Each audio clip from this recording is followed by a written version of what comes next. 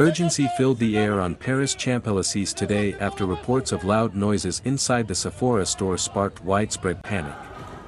Shoppers were seen seeking shelter, and nearby streets quickly emptied as people fled the area. Authorities have not confirmed any gunfire, but a strong police and military presence now secures the zone. An investigation is underway following what the police described as a noise resembling either a detonation or a heavy object falling. Popular podcaster Sean Ryan, who was nearby, captured the scene online, adding to the public attention. Officials urge caution against spreading unverified information as they work to fully assess the situation. Traffic remains restricted, and authorities continue to monitor the area closely.